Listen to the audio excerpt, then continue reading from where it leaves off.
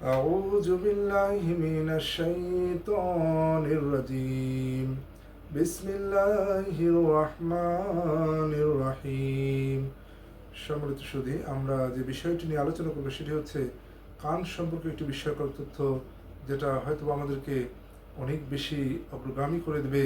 কারণ আমরা এখন জেনে নেব যে কান পবিত্র কোরআনের আয়াতগুলিকে সংরক্ষণ করতে পারে, কান স্মৃতি বা মেমোরিকে সংরক্ষণ করতে পারে, কান আমাদের যে গল্পগুলিকে কান স্মরণে রাখতে পারে।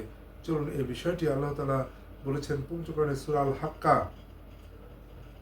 69 নম্বর সূরা 11 এবং 12 নম্বর আয়াত। এখানে আল্লাহ তাআলা বলতেছেন, ইন্না লাম্মা তাগাল মাউ হামালনাকুম ফিল জারিয়া লিনাজআলাহা লাকুম তাযকিরাতাও ওয়া তা'ইয়াহা উযুনু ওয়া'ইয়া।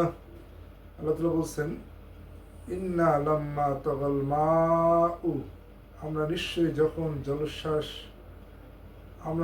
যখন জলোচ্ছ্বাস হয়েছিল পানি দ্বারা তোমাদের আমরা আরোহী করেছিলাম নৌযানের মধ্যে। যখন জলোচ্ছ্বাস হলো অবশ্যই তখন আমি তোমাদেরকে নৌযানে আরোহণ করিয়েছি। আল্লাহ তাআলা বলছেন, এরপর বলছেন লিনাজআলাহা, যেন আমরা তা বানাই, লাকুম তোমাদের জন্য, তাযকিরাহ শিক্ষা বা উপদেশ, ওয়া তা'ইয়াহা এবং তার স্মৃতি বহন করে, উযুনু ওয়া'ইয়া কান যা স্মরণ বাহক। তাহলে এখানে আল্লাহ তাআলা বললেন একে আমাদের তোমাদের নিমিত্ত উপদেশ বানানোর জন্য এবং সংরক্ষণকারী কান তা সংরক্ষণ করার জন্য।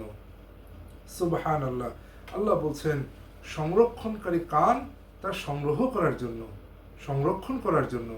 তাহলে আল্লাহ তাআলা যে গল্পটি আমাদের বললেন যে নিশ্চয়ই আমরা তোমাদের জলোচ্ছ্বাসে সেই মহাপ্লাবনে এক নৌযানে আরোহণ করিয়েছি, একে তোমাদের নিয়ত উপদেশ বানানোর জন্য এবং সংরক্ষণকারী কান তার সংরক্ষণ করার জন্য। উযুনু ওয়া'ইয়া কান তার স্মরণ বাহক।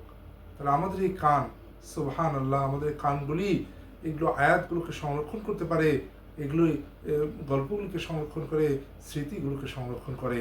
সুতরাং আমরা যত বেশি কোরআন তেলাওয়াত করব আর আমাদের কানে শুনবো, যত তেলাওয়াত শুনবো কানে তত বেশি এটা সংরক্ষিত থাকবে।